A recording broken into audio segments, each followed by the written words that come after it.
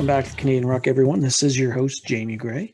This pod, we welcome Arik Broadbent from the Friends of Rugby Society organization. Eric's going to talk to us today about Friends of Rugby, and he's going to give you a lot of great ideas and ways to help grow the game here in Canada.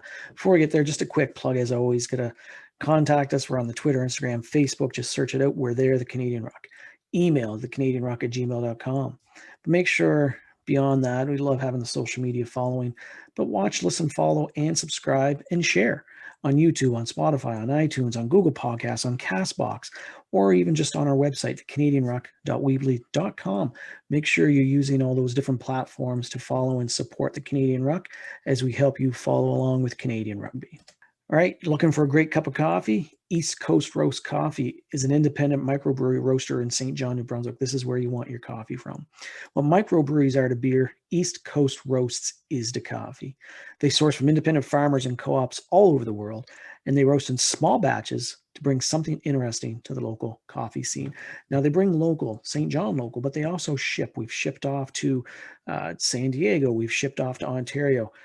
Order some, go online. If you're really into this fresh coffee, you can either head over to their website at eastcoastroast.ca, follow them on Facebook, follow them on Twitter, follow them on Instagram, or if you're in the area, if you're in New Brunswick, pick up beans from Jeremiah's Paris Crew, the Art Warehouse, or Woodchucks in St. John, New Brunswick. But make sure you get some because this coffee is amazing. What do we have going on in rugby news today? Well, it is Saturday afternoon. None of the MLR games have happened. But what do we got happening? Oh, right. This is coming up soon, isn't it? We've got Canada's Internationals, July 3rd in Wales and July 9th in England. All right, so the Welsh match, as I said, is July 3rd. Wayne Pivac, he's bringing in 5 new players to get capped for that third match, so the match on the 3rd. They're looking to strengthen their bench for the 2023 World Cup, and he's given Jonathan Davies the captaincy for the match. On July 10th in England, Eddie Jones is actually going to give caps to 21 new players. This is highly unlike Eddie, as most of you know, who usually sticks with his guys no matter what. But having so many away on the Lions tour at the same time as this match is going to give him a chance to test some new guys. Even with so many new players being capped, English and Welsh are going to be very formidable. Canada is sending some top talent for their first international since the World Cup. All right, our boys are going to give the Welsh English a crack, utilizing our strong tackling and our athleticism to compete. It's going to be 2 cracking good matches, and I can't wait to watch those games in action. 2027, 2029, 2031. USA Rugby is bidding on those 3 Rugby World Cup events. Awesome. Canada, where are you? Let's jump on board. Let's put in a joint bid. Maybe US is blocking us out. I don't know. I'm just spitballing. Maybe we haven't even offered to host, but we have lots of great rugby places in Canada to host, whether it's central, whether it's west, whether it's east.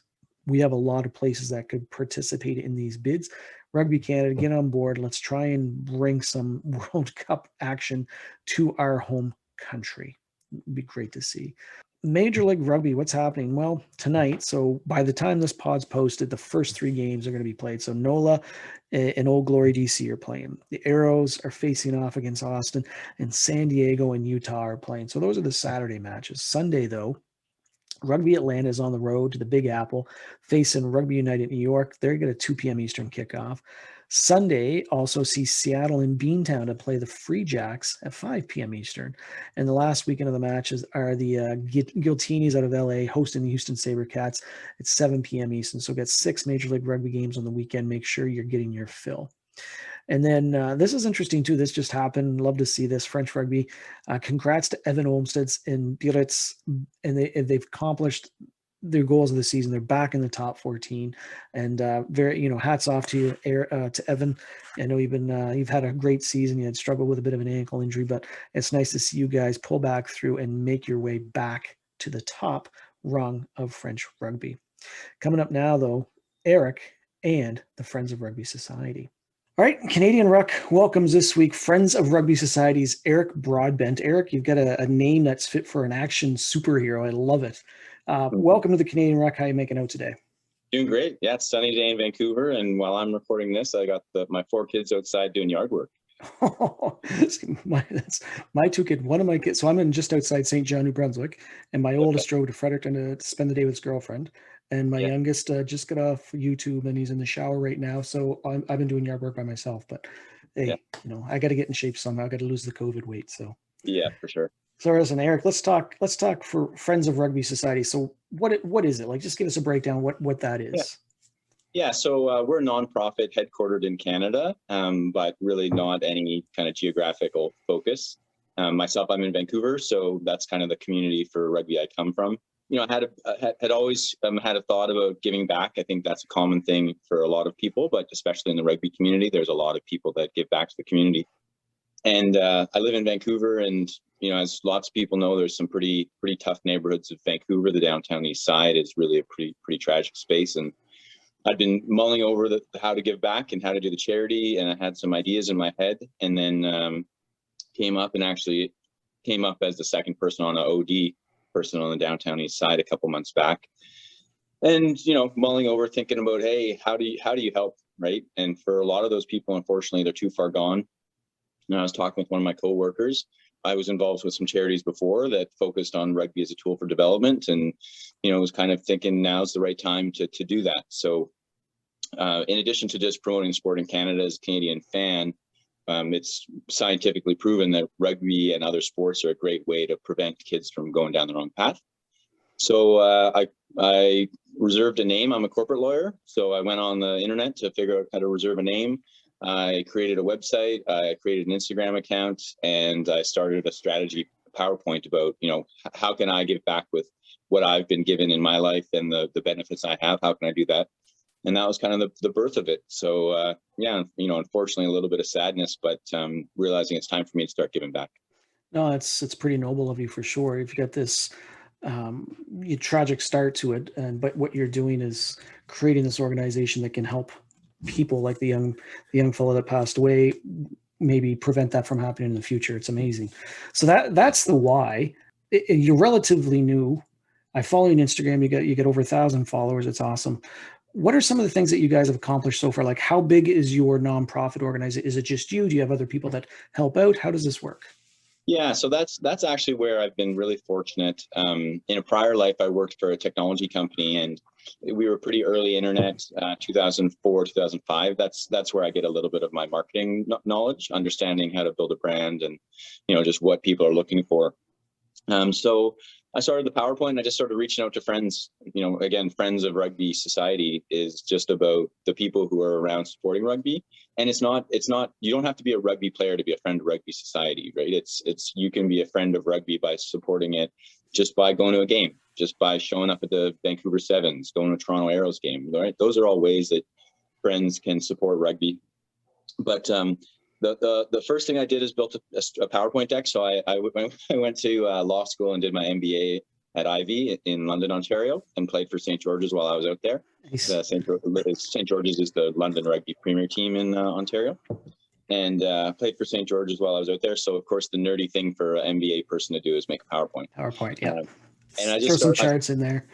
Yeah, and I took I used to be involved with a charity called Gameline Africa, which is also some guys from Western that were focused on Uganda and kind of building back up the community and giving young men the opportunity to do something other than get in trouble. And so anyways, I made the PowerPoint. I started circulating it to friends, people that I knew that cared about it, were giving back to rugby. So one of them, I was really fortunate to actually work at a firm called FORS in Vancouver, and one of the partners at FORS there is Sally Dennis. And Sally was recently just made the first female chair of the board of Rugby Canada. Yeah, I hear lots of great things about her too. Wonderful lady. We were working together when she first joined the board, and she came down to my office, and we just chatted about, what is Rugby Canada? What can we do? And so Sally was one of those people that I reached out to, and people started giving me advice, in the same way that I'm trying to create something to give back. It has happened very naturally the same way. So Sally gave me some advice on what type of stuff to focus on. I reached out to another friend who's just joined a company called Juniper, or no, sorry, he was at Juniper. He just moved on to a company called The Hive. Yep. He's a marketer, so him and I worked together previously. And what I didn't know was that he comes from a long line of rugby players around the Brampton area. Okay. So I think one of his uncles played for Canada. he's a relatively small guy, so of course he's slotted into the scrum half position. Yes. And exactly, yeah. And so again, it just very naturally, you know, the next guy I reached out to, he happens to be a marketing strategist, and he happens to come from a long line of rugby families. And so some of his other stuff he's worked on is he was part of the team that put together We the North. Okay. So he was working at MLSE for a while, then he was working in more the like private consultant marketing. And so he also worked with Movember. So he did a lot of their marketing strategy for Movember, the global platform. Wow. So, you know, here I've reached out to 6 people, and 2 of them are pretty big rugby fans and pretty influential. That's and awesome. So they just started giving me advice on, you know, you should do this, you should do that. Another guy that's in the BC community is a guy named Clay Panga, who was originally a Kiwi, came out to, I think he came to Calgary first, and then he came to he's in Victoria now, and he married a rugby lady named Barbara Mervin.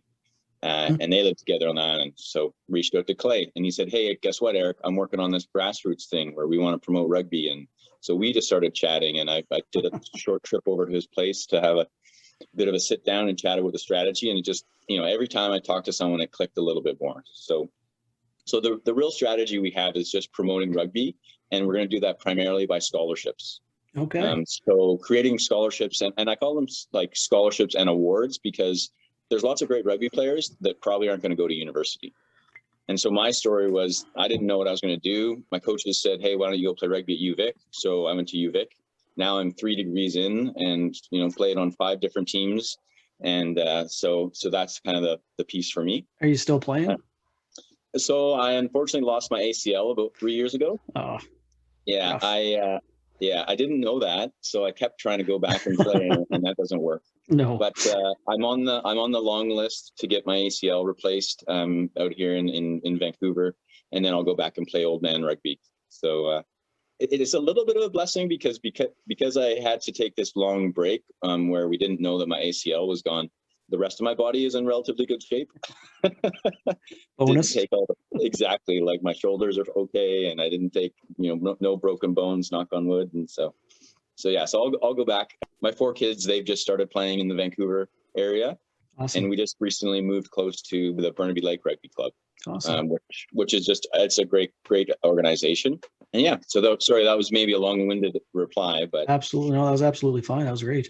British Columbia has been the long-standing hotbed area of rugby in Canada. Just probably weather more than anything here on the East Coast. Yeah. Like we're lucky to get on our fields mid-April. And, you know, for high school, so then our high school season's truncated due to graduation. So we really only can play games at the high school level for the month of May because of exams and everything else. So it's pretty compact. And then the senior season starts. Well, they're probably training now, and then they'll probably kick off sometime in July, and they go out to early November or stuff like that. So they get a few months before it gets too cold to play. But it's I think the same thing. It's the more people you get involved, the more people that love the game, the more people that share that passion. And then especially when you can bring people in that have all these strategic and specific roles that they can play, you've got these great marketers and great rugby people, it's really helping things grow. With that, what are your goals? Like you said, you want to help fund players, you know, like sponsors and stuff like that. Do you have like a mission statement? Do you have a hierarchy of things that you want to accomplish with Friends of Rugby Society to help promote and grow rugby in Canada? Yeah. So the mission statement is still kind of in progress, but I have drafted it a couple of times. Again, nerdy MBA thing to do is develop your mission statement. So I mean, really the overall goal is just to promote rugby as a way to better our society, right? And that's the greater society, not the rugby community solely.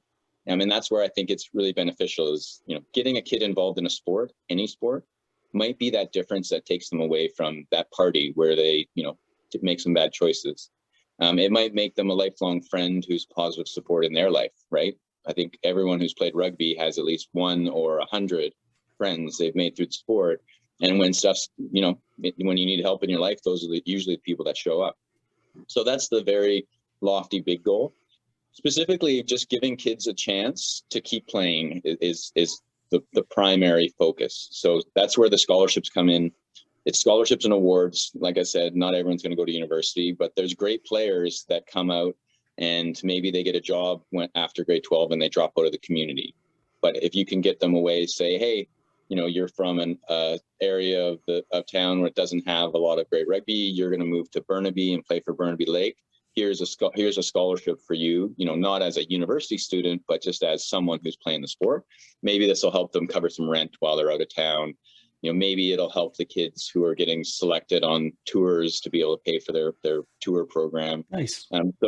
So overall, the first step is we got to raise some money.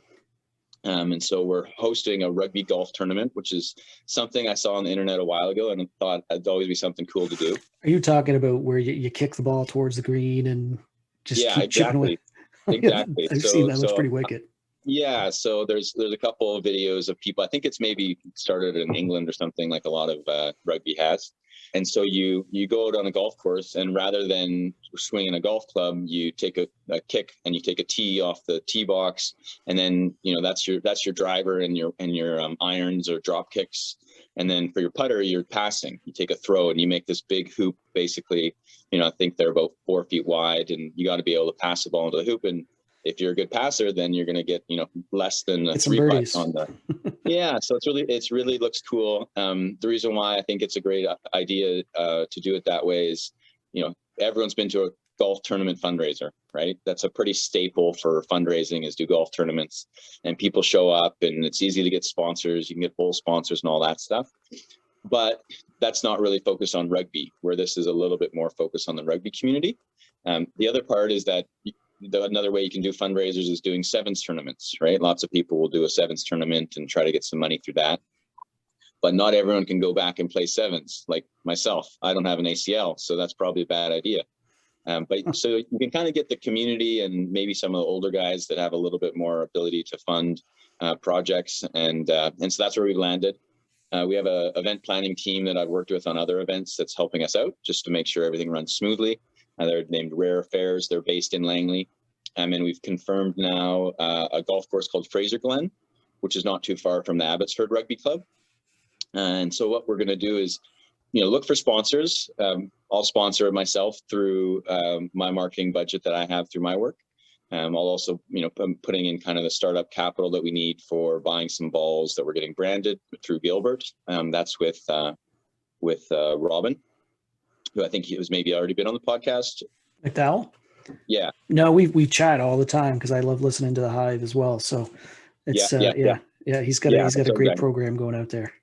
Yeah. So again, you reach out, and Robin and I have a chat, and now we're getting some custom balls. So you sign up for the tournament, you get a custom ball. It helps with the branding a little bit. People take them home, play with them. Maybe someone say, hey, what's Friends of Rugby Society about anyways? You're going to have to ship one out this way. Yeah, we definitely will. We definitely will. I run a rookie rugby program where the Ross say Little Black. So when mine comes in from you, I'll send you one of mine. Perfect. I like the trade. Yeah, I like the trade. Good deal. And then another part that I just kind of came to me a little while ago is the silent auctions is how you also can get a lot of money. And so at tournaments, you'll have that. There are people in the Vancouver rugby community as well, and friends that I have in Toronto for when I was going to school out there, who would be willing to donate something to a silent auction. That's one way that I paid my way through tours when I was in high school. We did silent auctions, and I would get out there with the little sheet that said what we're doing, and I would hustle. And I think one year I got like $1,800 or something like that. And the coaches told me, that's nice, Arik, that's too much money for you to spend on tours, so we're going to spread it out around everyone else. And so with the silent auction item, what I want to do is give the players a chance to kind of help themselves. And so the majority of the money, I'm thinking kind of 75, 80% of the money of any silent auction item a player brings in goes right back to their club. Nice. So having Fraser Glen close to Abbotsford, I've reached out to them and said, look, you got some players on your team that maybe need a little bit of extra cash. Maybe there's that tour you guys got planned for 2022. Maybe they need some new boots. Maybe you guys need some new posts or something, right? So the money that will be from those silent auctions that they bring in will go back to Abbotsford Rugby directly. Nice. So it's not necessarily sometimes just helping the player. You're helping clubs. You're helping. Maybe they need paint for their lines. There's a lot of different ways. That's awesome. Have you thought of there's a lot of big name BC rugby players out there. Have you thought of tapping into that where maybe sometimes it's a donation of time? Like maybe Harry Jones you can bid on Harry Jones to come to your training session for an hour on a Tuesday. Like that's kind of neat ways to get kids to see, okay, look, this guy plays nationally on the sevens team. He's one of the best sevens players Canada's ever had, and he's at our training session right now helping us out. Like there's things like that as well. Yeah, Isaac from the sevens team and I have been in touch for a while. Him and I have a bit of a similar story. I grew up in the interior near Kelowna. He grew up in Kamloops, so not too far away from each other. You know, our arch rivals were the Kamloops teams when I was growing up. I had the benefit of sitting at a charity that he attended. I guess it was before the last sevens that we had. No, 2 sevens tournaments ago, two of the Vancouver sevens tournaments ago. We sat beside each other and we were just chatting and kind of realized we had a similar story. You know, we were good players for the Okanagan, and we showed up at UVic and realized how much worse we were than all the guys from the lower mainland who, like you said, had 12 months of rugby a year since they were 6, versus us having 3 months of rugby a year since we were in grade 8. But so yeah, he's one person who I line open with. I'm a huge fan of Jamie Cudmore. Like he is, so I don't know if I'm allowed to swear on this, but Jamie Cudmore is the biggest badass that rugby's ever seen. And so I get that a lot. Yeah. If you want to see some crazy fights, you Google Jamie Cudmore fights, and you will see 2 monster human beings going at it. And if Jamie's listening, he is just a big teddy bear off the pitch, though. Well, that's the common theme, right? The big guys don't have to have big personalities. They can be soft on the inside, hard on the outside. That's right. Yeah. Yeah. So Jamie's on the island now, so that might, you might not be able to convince him to travel, but yeah, those are the type of guys. And through UVic, it's pretty easy to connect with those people. I was never a great rugby player. I was pretty average. I was there, I was there for school, but also to play rugby, where a lot of the guys that were there just to play rugby. And, those are the guys that I got the benefit of playing with. And those are the guys that when I reach out to them, they're usually really responsive. And the other piece that I've talked to Sally about a little bit is I do have some friends that, they wanted to continue playing, but they were worried about what their career options would be afterwards. And I think that's a hard one for guys in Canada because you're not making a lot of money. No. So you're not getting a contract like the guys, I mean, Jamie had a good contract. Tyler had a good contract. And yeah, now it's different. Now it's a lot different compared to 20 years ago. But getting a contract before basically meant you could afford rent and maybe some ramen noodles, right? It wasn't that you're set. So one other thing that I really want to help with, and this is just something I saw when I did my MBA program, is the benefit of the network. And so I think there's a way that we can match players with people with the careers that they're looking to aspire to start to mentor them early on. So I'm a corporate lawyer, and say there's some young guy, 18, he's thinking about playing, his parents are telling him, focus on your career. Maybe there's an opportunity for me to step in as a bit of a giving him advice along the way. Yeah. And I think the other countries do that quite well. When I was playing out in London, Ontario, I also was managing my first kind of player coach situation was managing a team for the Ivy School of Business. And rugby in business schools is quite big in the US as well, which I found quite surprising. And it's specifically in the Ivy League schools. And you see the way that those teams get themselves organized and the way that those teams kind of create an alumni network and create job opportunities for each other. And you think we're really missing out on that in Canada. Yeah, absolutely. I was just going to say, maybe you should see if Sally can get in touch with Brian Burke, get him on board with you guys.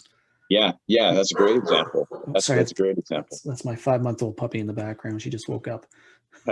Sounds like a pretty loud puppy. She's not bad. She's a boxer Shar-Pei mix, so sometimes her voice startles her. It's pretty cute, though. Yeah, too funny. No, it sounds like you got a lot going on. So let's take a little break. Let's jump into our quick fire. Have some fun here. I got about 8 questions, so I've condensed it just to have a little bit of fun. So you ready to give it a go? All right. Is that a green? Get a sip of water first. All right. What's the best game you've ever watched? So I was at the sevens game where if you look on my Instagram, you'll see a picture of John Moonlight scraping himself across the line to hit a score. The game meant nothing. The fans didn't realize that we were already in the bottom eight of the tournament, but the energy in that stadium for Canada I've never seen it anywhere close. Awesome. John Moonlight's a great guy. He's a beauty. Yeah. What's your favorite rugby tradition? That's a hard one. I think the thing that it differentiates us from other sports is you go to battle and you fight each other, and afterwards, you grab each other a beer. You find your opposite position and you have a chat with them, and you're friends with them. I think that's very unique to rugby.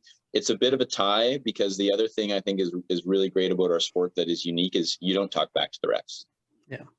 And that teaches people support. You see the again, referencing these videos of Jamie Cudmore punching guys out.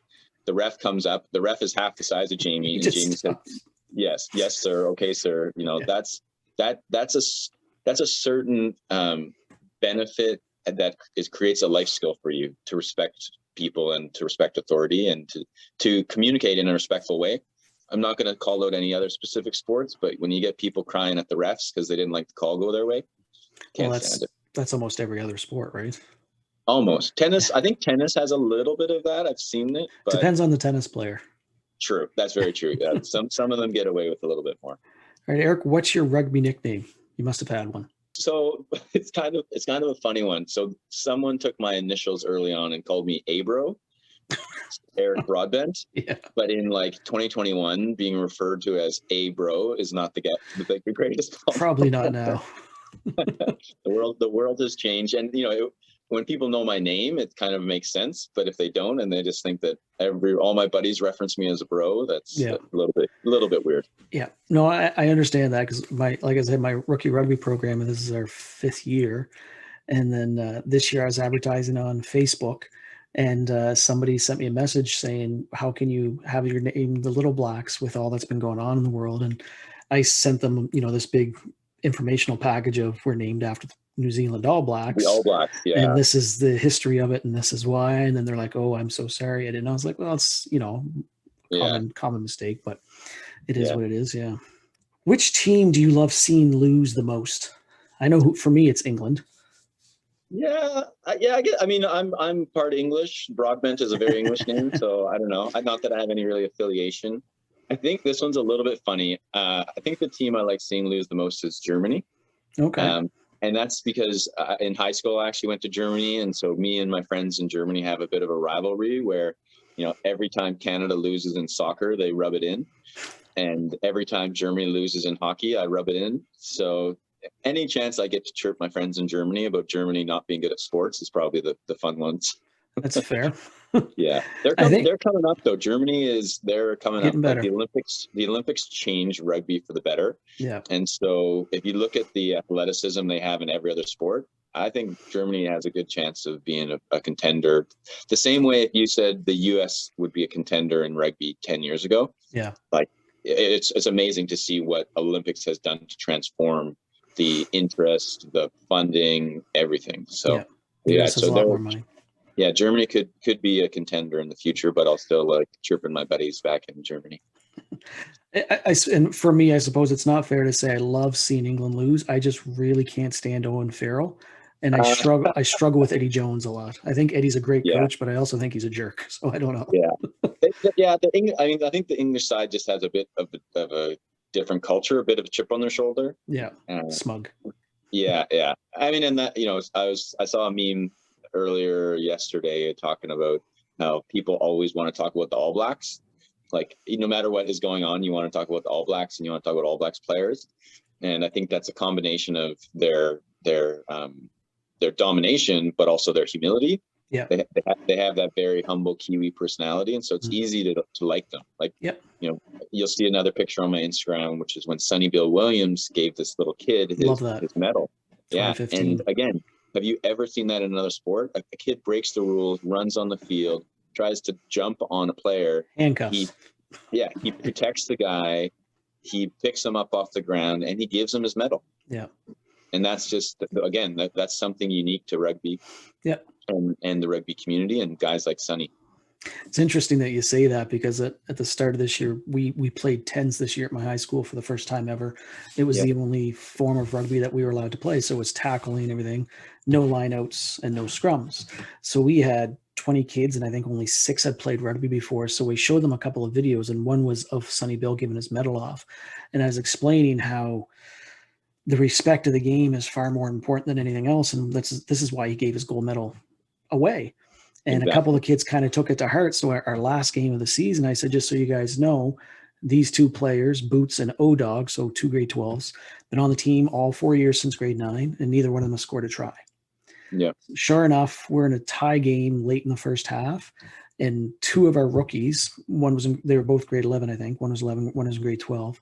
They're going down on like pretty much a 3-on-0. It was just they got past the defense, and they made two passes to give it to one of the guys that had never scored before. And I mean, he almost spilled it going over into the end zone, but he came back and he goes, "It's just like those videos you showed us, coach." I'm like, exactly. Oh, something stuck. Oh, I love that when you get a winger and there's a big hooker or prop coming down the line, and they give him just enough time to make it, because those guys don't get a lot of opportunities across the try line. Not often, no. Yeah. All right. Who do you think is the best player on the planet right now? I'm a huge fan of Bowden Barrett. Yeah. He is a flyer. He's super skilled, and you'll see him in tackles. He's not a big guy. Like, I would think if I saw him on the street, I would question whether he's even like an athlete. Yeah. But some of the plays that he does where he's flying a million miles an hour, he's giving himself an up and under, and then he's, running through a tackle are spectacular. So yeah, I've played it kind of every position from 6 to 15. And so when I see someone who can run and kind of run hard, then that's a pretty amazing player. My daughter just came to pass by. I saw the flowers go. Taking some flowers somewhere. Yeah. Nice. She's all dressed up. I honestly think they lost the 2019 World Cup or the semis to England because they had Bowden at 15 all tournament. I love Richie Mwanga. I think he's amazing, but I don't think he was ready 2 years ago. Yeah. I think the one tweak of your question was playing today. And as a flank, I mostly played flanker competitively. Yeah, exactly. Yeah, exactly. Yeah. How do you not? Exactly. And it's crazy even you watch his last games, and he was still amazing. Like, he retired. He could have still held on, but the body takes enough hits, I guess, and he moved on. And so, it's nice. As much as I love it, it was nice to see Alan Wynne-Jones pass him on the games list. And I got a feeling Michael Hooper's going to pass Wynne-Jones here. He's already over 100. And he's only 29 years old. Yeah, that's impressive to see. Yeah. All right, Arik, any rugby superstitions? No, not really. Not really. My daughter's coming to get the. It's okay. She gonna say hi? Addie, you want to come say hi? No, she doesn't want to say hi. She's wearing a tiara and moving flowers around, so something big is going on. It's important stuff. No, I don't really have superstitions. I like to stay pretty quiet in the change room beforehand. Playing at UVic, you'll see Doug Tate. He doesn't say very much on game day. And so I think that quietness, just thinking about like, what am I going to do, and like, how am I going to support the team, is probably the only thing close to a superstition that I've had. That's fair. I had a bad vice of chugging Red Bulls before games for a little while, but I wouldn't call it a superstition. That was just me trying to get developed a heart murmur or something there. Yeah, a heart murmur to take me across the try line. That's right. Where's the best place for post-match beer? I think I know what you're going to say. I think you've already alluded to it, but. Yeah, I think it's the clubhouse. Yeah, it's whoever if you're the visitor at their clubhouse. There's one. I played a game up in Cowichan Bay, like a hotbed of rugby worldwide. Small town. The fields are surrounded by cow patties, and we actually had one game where we had to chase a calf off the field just to keep playing. That's awesome. So they have sounds like New Brunswick. Yeah, no, I think there's a lot of those types around Canada, and so they have this, pretty rustic clubhouse. But coming from UVic, where it's more like university style, we don't really have a clubhouse, so we would go to a pub afterwards usually. And you're going to this, it basically looks like a big cabin in the middle of a farm. And so, you get to see those visitor clubhouses when you tour around. And so I think that's a great part of it. And the home team in rugby takes hosting very seriously. Yeah. Right. So that's usually the best one. Yeah. Especially when you're on tour. We take our team down to New York or Boston every other year, and nice. It's always a nice. The families always do up a big spread of food, and there's Gatorade everywhere for the high school boys, and it's always first rate. Yeah. All right. Union, Lig, or Sevens? All of the above. Okay. No, you got to choose one. I'm going to make you pick one. Yeah, it has to be Union. Okay. I mean, I think Watching sevens is great. You get a lot of high speed tries. Playing it though. Yeah, exactly. Well, yeah, I really enjoy sevens. It's just so much different. Yeah. And I think rugby league also, it's very similar. It's great to watch, but when you've played rugby and you know the strategy of a line out or the strategy of a maul, or, all that stuff, there's just so much more going on in a 15s game for union than there is in any other version of the sport. But I think all of the above, because as long as rugby's being watched, then rugby's the winner. So. Fair enough. Woodchuck's axe throwing. Sunday today is International Axe Throwing Day, Sunday, June 13th. To celebrate, chuck out Woodchuck's axe throwing in St. John, New Brunswick. This locally owned venue provides a fun, safe, and engaging atmosphere for everyone. I've been throwing axes a handful of times, and my Lord, what a blast it is. Grab a pint from the New Brunswick craft beer. They've got some amazing craft beer there. They have a craft beer list that is full of tasty brews while you enjoy a view of the St. John Harbor. Beautiful views there. Be a part of the community and join their summer axe throwing league, which starts Tuesday, June 22nd. My son joins their league, and he raves. He goes in every Tuesday and has a blast. For more details about the axe throwing tournaments, about Woodchucks himself, check them out on their website, which is woodchucksaxethrowing.ca, or follow them on Instagram and Facebook. All right, last question for the quickfire. Axe throwing tournament for world domination. Which 3 Canadian rugby players do you take with you on your team? They can be existing or former. Yeah. Okay, well, Cudmore's got to be on there. He could probably throw an axe to the moon. I figured that was going to be your first draft pick. Yeah. Ed Fairhurst has, the precision of a ninja. So I think he would be a good one to add. I was about 3 years behind him at UVic, so got to see him play quite a bit. Nice. And let's see. So I got the strong man. I got the precision man. I need a funny guy. Funny guy. Phil McKenzie. Let's go with Phil McKenzie. The McKenzie of Lean Squad, because he'd be there with his shirt off to woo all the ladies. Distract the other teams. Exactly. Distract the other teams with your pecs. There you go. Nice. All right. So we've talked about why you started Friends of Rugby Society. What can Canadians do to help? Like, what would you ask? You talked about these different scholarships. You talked about fundraising. What can just a general rugby person that's in Quebec or that's in Manitoba, what can they do to help you? Yeah, I mean, I think obviously following on Instagram, liking, sharing, that always helps to get the word out. But my purpose is more just to encourage people getting into the sport, not necessarily that I have a goal. Like I don't have a dollar value goal for raising money. I don't have anything other than, kind of supporting them. So I think if they can think of a project or something that I can do to support their team, for example, say someone in Quebec wants to raise some money and they say, hey, we want to do a rugby golf tournament out here.